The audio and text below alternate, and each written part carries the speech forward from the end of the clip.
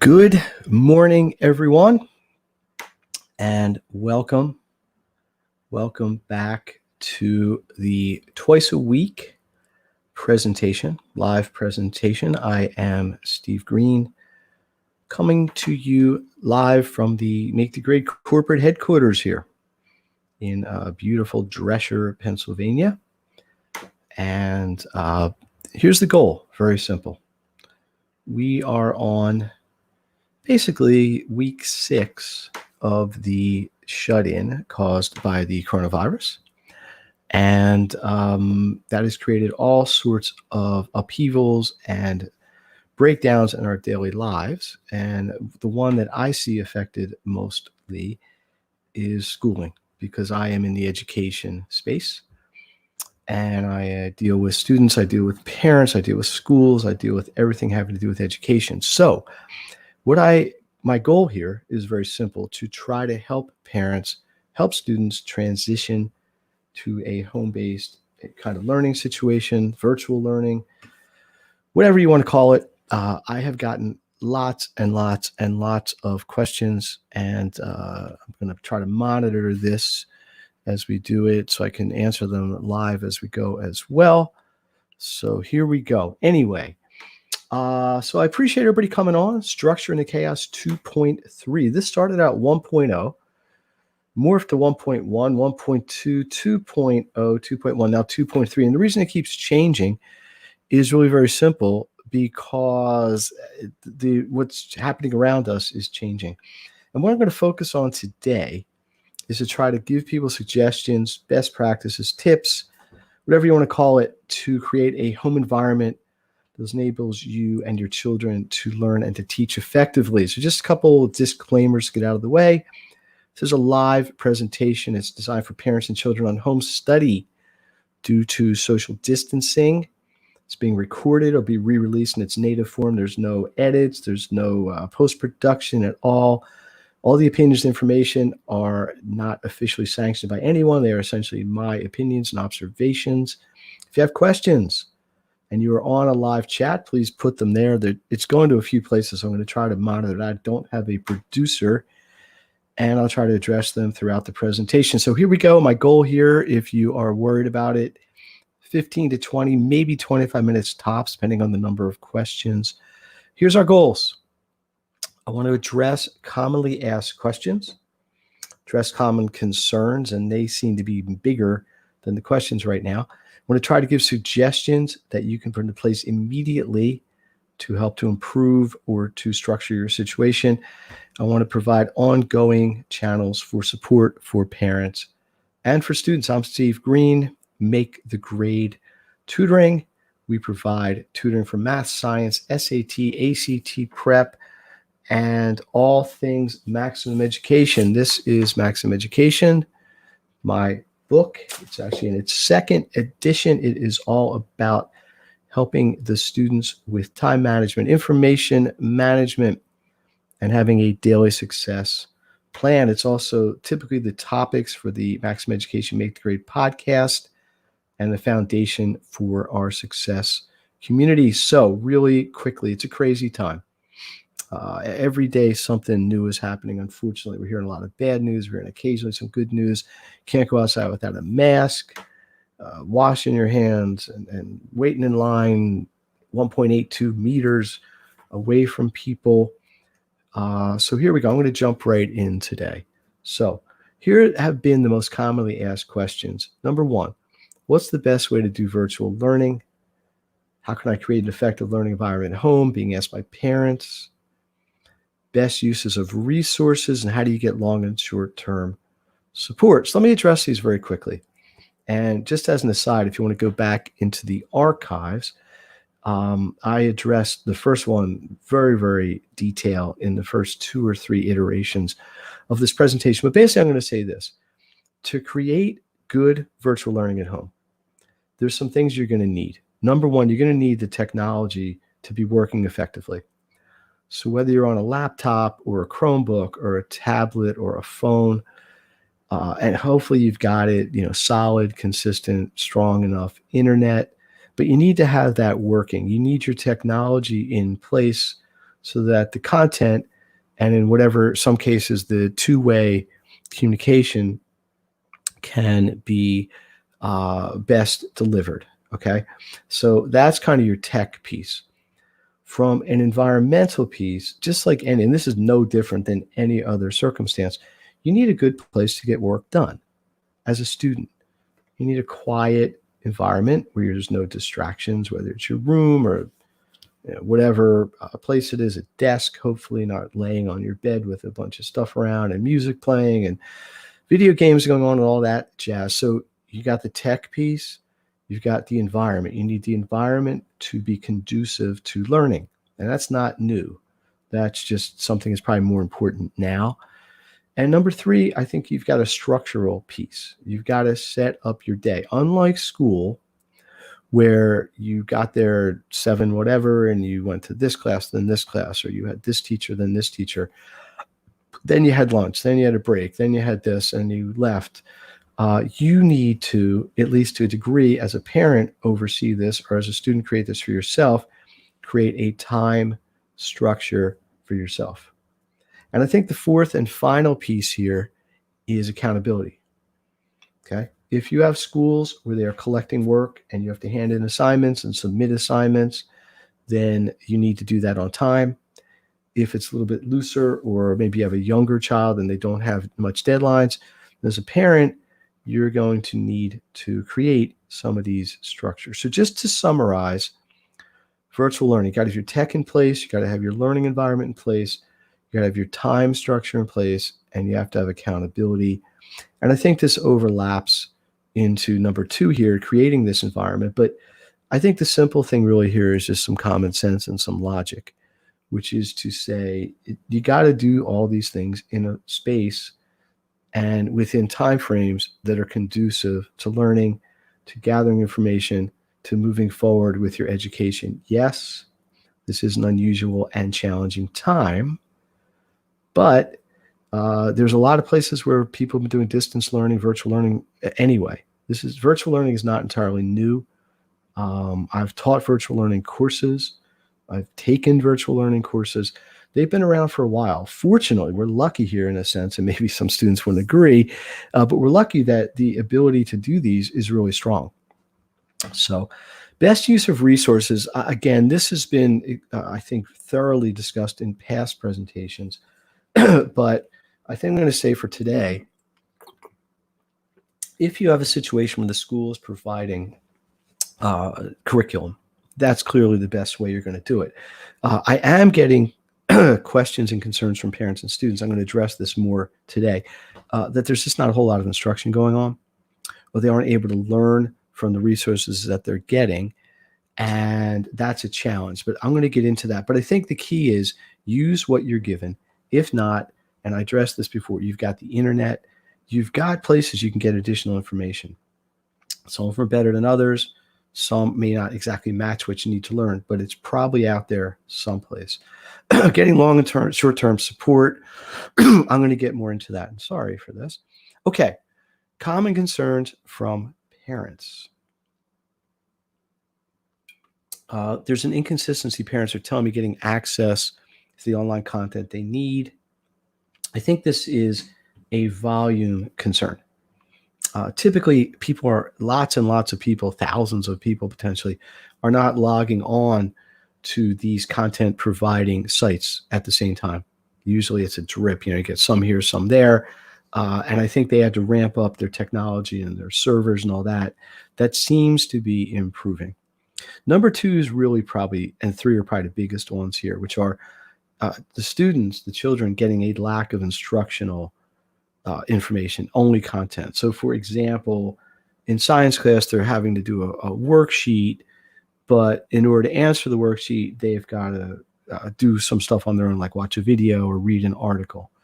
Or in history class, the same thing. It is a lack of the teacher actually providing what would traditionally be called the instruction.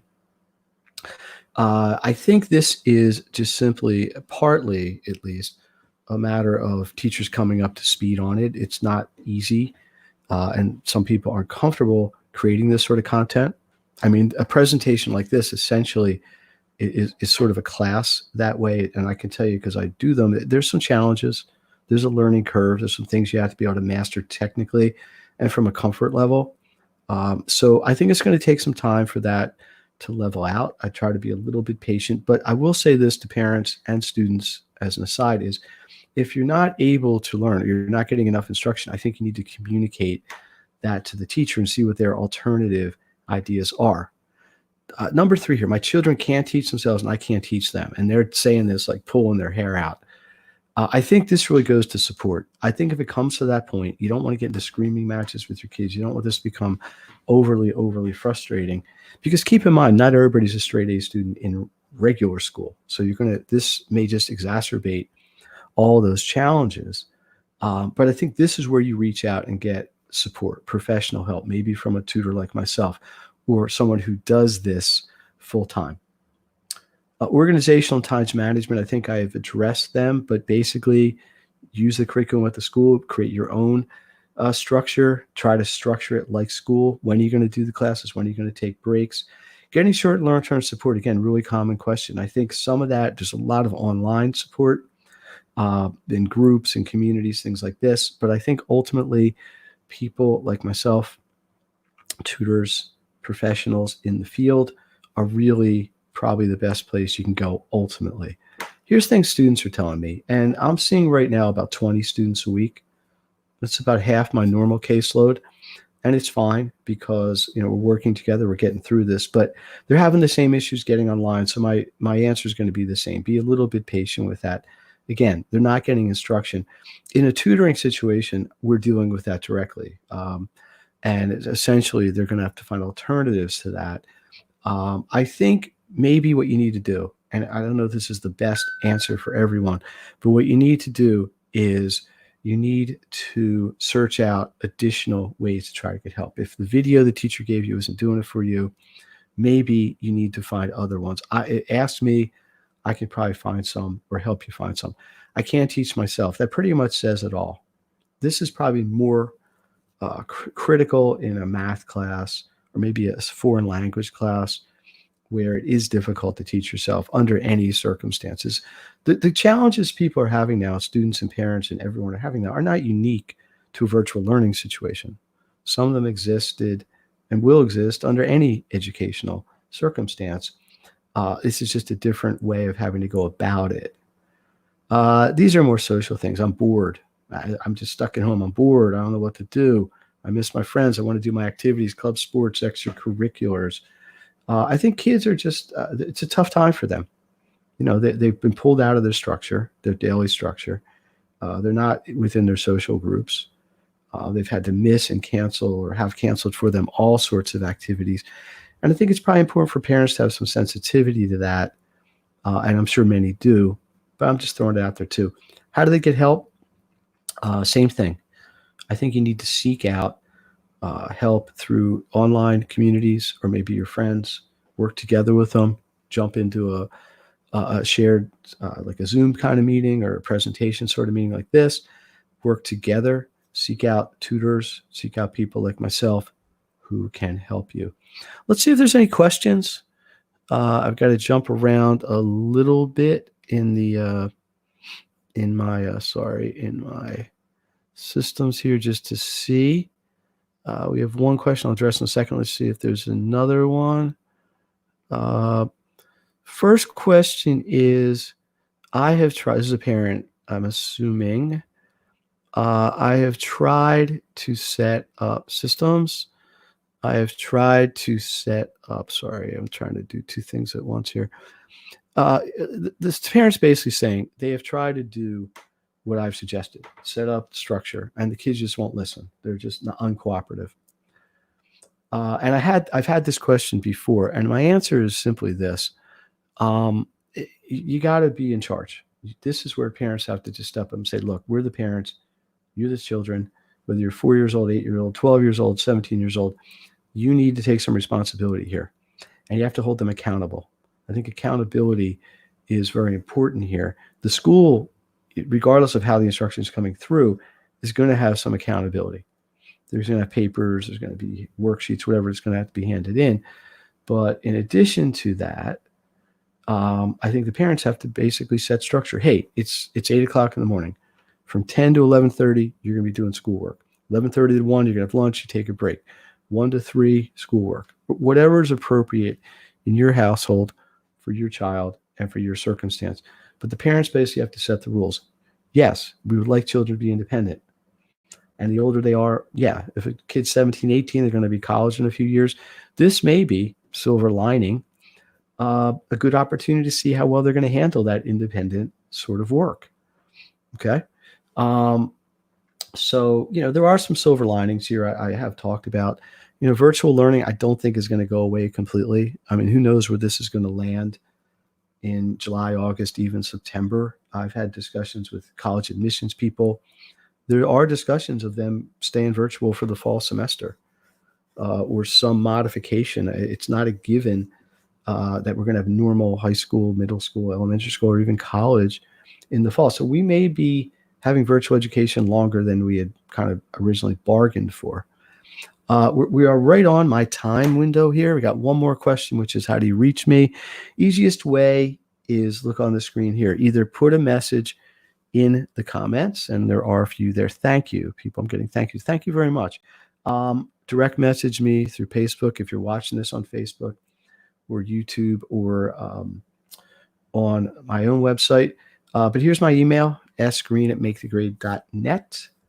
Social media @makethegrade. Twitter, Instagram, all the fun places, Facebook. You can search for Dr. Stephen Greene. These presentations are Tuesday at 10, Thursday at noon. I chose those times based on feedback from parents. If they're not good for you, you can always watch the presentation or let me know, and maybe I can add or modify the times. I am having live office hours each day, and I am setting them up really for students who need help. It's part of the unlimited tutoring offer. So if you want to know more about that, reach out to me. I would really suggest you check out the Make the Great Success community and the podcast. A lot of it's based on my book, Maximum Education, but it's also with some really good, actionable daily tips on how to navigate not only this period of time, really all of education. And the community normally is a membership fee, but I am opening it up for free for a limited time to help support people. And on social media and local, there are groups. There's plenty of people out there with really good information that you can try to use. So Steve Greene here. I'm going to wrap this up in a minute. I'm going to do one last check for questions. But here's the bottom line. We're in an unusual and difficult circumstance. It's difficult for kids. It's difficult for students. It's difficult for parents. Difficult for teachers. Difficult for everyone. And I think we need to be realistic about what we need to do and what we have to do. And we kind of run from there. If you need help, please reach out. Please don't be shy about that. If I can't help you directly, I can direct you to someone who can. And I'd be happy to do that. I have many resources here that can help you, or I can open it up to other people, other service I know can help you as well. So timing is right about where we wanted. I pride myself on getting started on time, ending on time, honoring people's time. So let's just go back here for 1 second. And I want to thank everyone who has come on this presentation today. And I hope all is well with you. So I had the wrong one of these flashing the whole time. Okay, one last check for questions for the last 45 seconds. Thank you. Appreciate all your help. You're welcome. This has been really helpful. Thank you. You're welcome. Listen, I appreciate everybody's kind words. And it validates, I think, what is going on here. But at the same time, the key here is to have a system, have a plan, implement the system, be consistent with your plan.